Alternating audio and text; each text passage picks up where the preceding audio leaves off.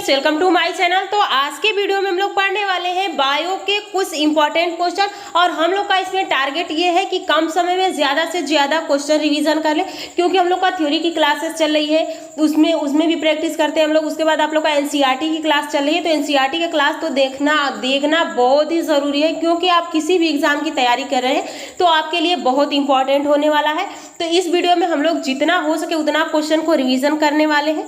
इसमें कुछ आपको रिवीजन किए हुए यानी पहले के सॉल्व किए क्वेश्चन भी मिलेंगे, जिससे कि आप लोग का रिवीजन हो जाएगा, और कुछ नए क्वेश्चन भी मिलेंगे। तो लास्ट में आप लोग कमेंट करके जरूर बताइएगा कि इसमें से आपके कितने क्वेश्चन सही हो रहे हैं। ये आप लोग का स्टेट, क्योंकि इसका पेपर बहुत जल्द होने वाला है, उसके बाद बीपीएससी 4.0 के लिए भी बहुत इंपॉर्टेंट है, या किसी भी एग्जाम में के लिए आप लोग का इंपॉर्टेंट है जहां पे साइंस पूछा जाता है। तो चलिए आज का पहला क्वेश्चन देखिए क्या पूछा गया है कि बताइए कि पौधे के किस भाग से हमें कॉफी प्राप्त होता है। तो यानी पौधे के किस भाग से कॉफी प्राप्त होता है, तो हम लोग कॉफी कहाँ से प्राप्त करते हैं? कली से प्राप्त करते हैं। अगला देखिए, अगर यहाँ पे लौंग भी किससे प्राप्त होता है, तो कली से ही प्राप्त होता है। इनमें से कौन सा जानवर आमतौर पर ठंडे क्षेत्र में पाया जाता है, यानी ठंडा क्षेत्र जहाँ होता है वहां पे वो पाया जाता है। उनके बाल होते हैं वो सफ़ेद कलर के होते हैं, जिससे कि बर्फ में वो छिप सके। उनकी त्वचा मोटी होती है, जिससे कि वो ठंड से बच सके अपने, और हमेशा वो शरीर को एकदम मतलब गोल में करके बैठते हुए अपने ऊष्मा को बचाने के लिए। तो यहाँ पे आप लोग का गैंडा, जिराफ, दरियाई घोड़ा नहीं, यहाँ पे ध्रुवीय भालू हो जाएगा। अगला देखिए APGR, यानी अगर यहाँ पे स्केल क्या है, तो इस स्केल को बताना है कि ये क्या है। तो पर्वत की ऊंचाई मापने का स्केल है, समय मापने का स्केल है, एक नवजात शिशु की भौतिक स्थिति निश्चित करने का स्केल है। तो सही ऑप्शन आपका सी हो जाएगा। दूध में वसा का मात्रा के अनुकूल प्रक्रिया को कहा जाता है। यहाँ पे देखिए अगला क्वेश्चन पूछा गया है कि बताइए यानी जो दूध में वसा की मात्रा अनुकूलन की प्रक्रिया को कहते हैं। तो यहाँ पे आपका हो जाता है स्टैंडर्डाइजेशन। अगला देखिए, मोटापे को नापने के लिए निम्नलिखित में से किसका उपयोग किया जाता है, यानी ज्यादा फैट हो गया है, ज्यादा मोटे हो गए हैं, तो हम किससे नापते हैं? BMI, यानी यहाँ पे आपका सही हो जाता है BMI, ऑप्शन बी सही हो जाएगा। सुस्ती क्या है, यानी यहाँ पे पूछा गया है कि सुस्ती बताइए। एस्टिवेशन क्या है, तो पशु निद्रा है, भोजन की कमी के कारण है। अगला देखिए, कमी के कारण यहाँ पे मौत है, पानी प्रतिधारण है, या सपना देखने में एक चरण है। तो यहाँ पे सही ऑप्शन हो जाता है यानी पशु निद्रा है। अगला क्वेश्चन देखिए, पसीने वाली ग्रंथियां कहाँ पाई जाती है, यानी जो पसीने वाली ग्रंथियां होती हैं मानव शरीर के किस अंग में मौजूद होती है। तो यहाँ पे पसीने वाली जो ग्रंथियां है, खास करके ध्यान दीजिए, ये कहाँ होता है, यानी यहाँ पे यकृत लीवर में होता है। अगला देखिए क्वेश्चन,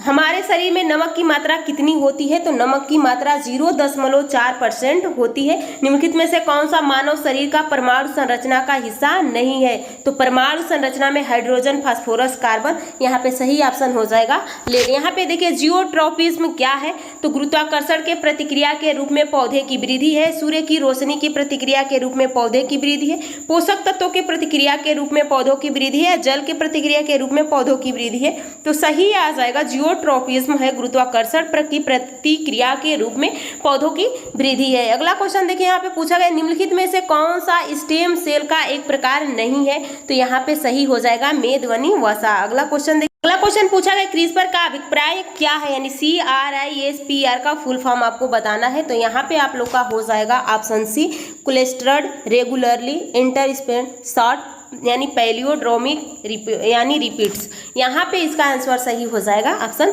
सी। अगला क्वेश्चन देखिए, रक्तहीन सर्जरी किसके माध्यम से की जाती है, तो रक्तहीन सर्जरी किसके माध्यम से की जाती है, तो सही ऑप्शन हो जाएगा लेजर के माध्यम से की जाती है। यहाँ पे भारत के मवेशी रोग निगरानी एवं पूर्वानुमान प्रणाली का नाम क्या है, यहाँ पे पूछा गया है कि इसका नाम बताइए क्या है। तो यहाँ पे आपका सही ऑप्शन हो जाएगा cattle safety laboratory, animal safety laboratory, या बायो सेफ्टी लेबोरेटरी, या कैटल मॉनिटरिंग लेबोरेटरी यानी लेबोरेटरी। तो सही ऑप्शन आपका हो जाएगा बायो सेफ्टी लेबोरेटरी।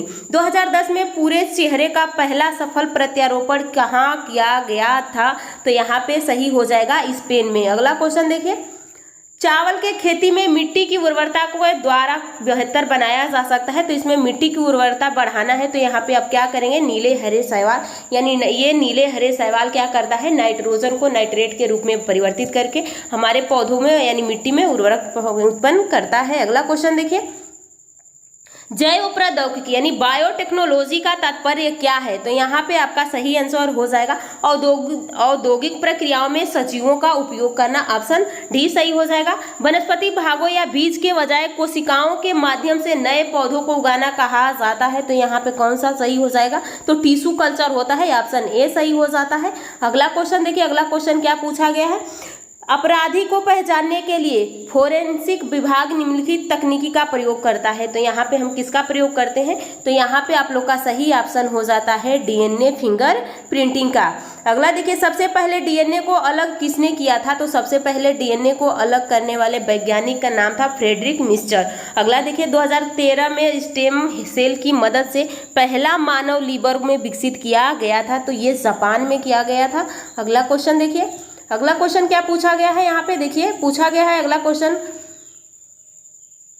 यहाँ पे देखिए, निम्नलिखित में से कौन सी प्रक्रिया में कोशिका किसी अन्य जीवित भाग या एक पूर्ण जीव की सटीक प्रति की उत्पत्ति समाविष्ट है? तो यहाँ पे आप लोग का कांच नलिका में फलन IVF, ये तो एक निषेचन की प्रक्रिया है, पुनर्जनन फलन, सही आंसर हो जाएगा क्लोनिंग। अगला क्वेश्चन देखिए, भारत में डीएनए फिंगर प्रिंटिंग के पिता के रूप में किसे जाना जाता है? तो सही ऑप्शन हो जाएगा यहाँ पे लालाजी सिंह को, यानी भारत में फिंगर प्रिंटिंग के पिता लालाजी सिंह हैं। अगला देखिए, किसने सर्वप्रथम पेसमेकर का आविष्कार किया था? तो क्रिस्टियन बेनॉर्ड। पोलियो का पहला प्रभावी टीका किसने बनाया था? तो यहाँ पे सही हो जाएगा जोनेस ईसाल्क। अगला क्वेश्चन, एंटिनो वान लीवेनहॉक ने खोज किया था, तो ये माइक्रोस्कोप की खोज किए थे। लुई पास्चर की खोज किसने किया था? तो यहाँ पे सही आंसर हो जाएगा लुई पास्चर ने किसकी खोज किया था? तो लुई पास्चर ने रेबीज के टीके की खोज किया था। सामान्य मानव का कौन सा हिस्सा प्रति माह लगभग आधा इंच की दर से बढ़ता है, यानी आधा इंच बढ़ता है? तो यहाँ पे सही आंसर हो जाएगा बाल, यानी प्रति माह कितना बढ़ता है? आधा इंच बाल बढ़ता है। अगला देखिए, निम्नलिखित में से कौन सा विषाणु की विशेषता है? तो यहाँ पे विषाणु केवल मेजबान पर ही बहुगुणित होता है। मेजबान का मतलब केवल सजीवों पे ही ये बहुगुणित होगा, निर्जीव पे इसका कोई प्रभाव नहीं होता है। विषाणु को आप लोग को कहा जाता है कि अगर ये बाहर है तो निर्जीव है, और जैसे ही सजीव के शरीर में प्रवेश करता है तो ये सजीव हो जाता है। अगला देखिए, निम्नलिखित में से कौन सा एक कीटभक्षी पौधा है? तो कीटभक्षी पौधे में आप लोग का पौधा नहीं पूछा गया है, यहाँ पे ध्यान दीजिएगा, नहीं पूछा। तो घटपड़ी, संडीव, वीनस फ्लाई ट्रैप, ये सब आप लोग का कीटभक्षी है, लेकिन प्रोथैलस ये कीटभक्षी नहीं है। अंगों के अंदर की जगह भरता है और आंतरिक अंगों को सहयोग प्रदान करता है तथा ऊतक की मरम्मत में मदद करता है, तो ये क्या है? तो यहाँ पे सही आप लोग का हो जाएगा ऑप्शन डी, ऑरलर एरियोलर ऊतक। अगला क्वेश्चन देखिए, अगला क्वेश्चन देखिए, पूछा है ग्लूकोमीटर के बारे में निम्नलिखित कथन में से कौन सा कथन सही है? तो यह एक चिकित्सकीय उपकरण है, यह एक गैर चिकित्सकीय उपकरण है। इसका उपयोग हवा में ऑक्सीजन के स्तर को नापने के लिए किया जाता है, और उसका उपयोग नाइट्रोजन के लेवल को नापने के लिए किया जाता है। तो यहाँ पे सही आंसर हो जाता है, यानी सही आंसर होगा यह एक चिकित्सक उपकरण है। चेचक के लिए टीका किसने प्रदान किया था? तो चेचक के टीके की खोज एडवर्ड जेनर ने किया था। अगला देखिए, ओरल पोलियो वैक्सीन के द्वारा विकसित की गई थी, तो पोलियो की वैक्सीन किसके द्वारा विकसित की गई थी? तो अल्बर्ट साबिन के द्वारा विकसित की गई थी। अगला देखिए, सर जगदीश चंद्र बोस द्वारा पौधे में वृद्धि को मापने हेतु निर्मित उपकरण का नाम क्या है? तो क्रेस्कोग्राफ, पॉलियोग्राफ, कार्डियोग्राफ, टेलियोग्राफ। तो सही ऑप्शन हो जाएगा क्रेस्कोग्राफ। पेंसिलिन का आविष्कार किसने किया था? तो पेंसिलिन का आविष्कार करने वाले वैज्ञानिक का नाम है अलेक्जेंडर फ्लेमिंग। अगला देखिए, 1928 में अलेक्जेंडर फ्लेमिंग ने किस एंटीबायोटिक की खोज की थी? तो पेंसिलिन की खोज की थी, और ये पेंसिलिन आप लोग का बनता किससे है? कवक के द्वारा बनाया जाता है। इनमें से किस योगदान के लिए एडवर्ड जेनर प्रसिद्ध है? तो एडवर्ड जेनर ने टीके की खोज की थी। डॉक्टर सलीम मुइनुद्दीन अली अब्दुल किसके लिए प्रसिद्ध थे? तो पक्षी विज्ञान के जनक थे। अगला देखिए, पौधे के विकास को मापने के लिए प्रयुक्त एक उपकरण का क्रेस्कोग्राफ का आविष्कार किसने किया था? तो जगदीश बोस ने किए थे। दुनिया का पहला मानव हृदय प्रत्यारोपण किसने किया था? तो यहाँ पे सही ऑप्शन हो जाए क्रिस्टियन बेनॉर्ड ने। अगला क्वेश्चन देखिए, अगला क्वेश्चन क्या पूछा गया है? अगला क्वेश्चन पूछा गया है कि पित्ताशय में पथरी और ट्यूमर आदि असामान्य कमियों का पता लगाने में सोनोग्राफी बहुत उपयोगी है। इस तकनीकी का उपयोग किया जाता है। तो यहाँ पे अनुप्रस्थ तरंग, ध्वनि तरंग, अनुदैर्ध्य तरंग, प्रकाश तरंग। तो जो सोनोग्राफी होता है ये ध्वनि तरंग पर कार्य करता है। तो ध्यान दीजिएगा कि सोनोग्राफी ध्वनि तरंग पे, साउंड पे कार्य करता है। एक अभी कथन और कारण वाला है क्वेश्चन। अगला क्वेश्चन है कि यानी पेंगुइन पक्षी के है पृथ्वी के सबसे गर्म क्षेत्रों में पाई जाती है। और यहाँ कारण दिया है कि गर्म क्षेत्रों की पक्षियों के पंख नहीं होते हैं। सही विकल्प चुनिए। तो यहाँ पे दोनों ऑप्शन गलत है, तो ऑप्शन सही हो जाएगा ऑप्शन डी। अगला क्वेश्चन देखिए, अगला क्वेश्चन क्या पूछा गया है, उस क्रिया वैज्ञानिक का नाम क्या है जिसे वर्ष 2010 में परखनली निषेचन तकनीकी को आविष्कार हेतु चिकित्सा को नोबेल पुरस्कार प्रदान किया गया था। तो एडवर्ड यानी रॉबर्ट एडवर्ड्स को। अगला देखिए, पहला वनस्पति विज्ञान किसे माना जाता है, तो थियोफ्रेस्टस को।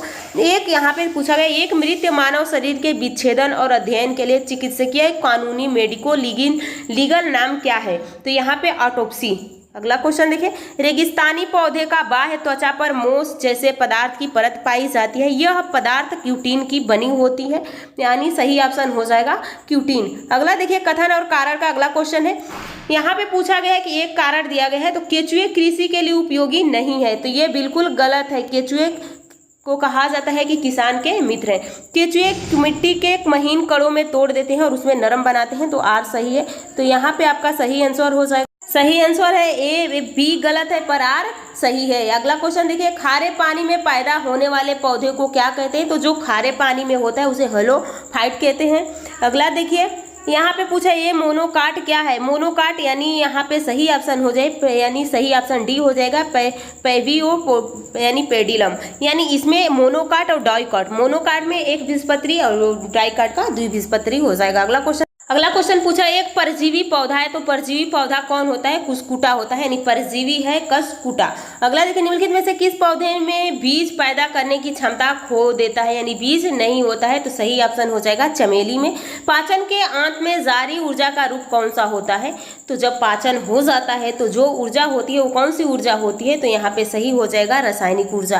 कार्क सेल में मौजूद एक रसायन है जो उनमें गैस और पानी को प्रवेश को रोकता है, तो सही ऑप्शन हो जाएगा सुबेरीन। अगला देखिए, अनुवांशिक अभियांत्रिकी यानी जेनेटिक इंजीनियरिंग का दूसरा नाम क्या है, तो यहाँ पे सही ऑप्शन हो जाएगा पुनः संयोजन डीएनए प्रौद्योगिकी। अगला क्वेश्चन देखिए, निम्नलिखित में से कौन ट्रांसजेनिक फसल का एक उदाहरण है, तो सही ऑप्शन हो जाएगा पालक। जेनेटिक इंजीनियरिंग के संबंध में भिन्न का पता लगाइए, यानी इसमें से कौन सा जेनेटिक इंजीनियरिंग के द्वारा नहीं बनाया गया है, तो बीटी कपास बनाया गया है, गोल्डन राइस बनाया गया है, यानी अगला है अम्ल फ्लोर बनाया गया है, लेकिन भिंडी नहीं बनाया गया है। यहाँ पे सही, यानी सही आंसर आप लोग का भिंडी हो जाएगा।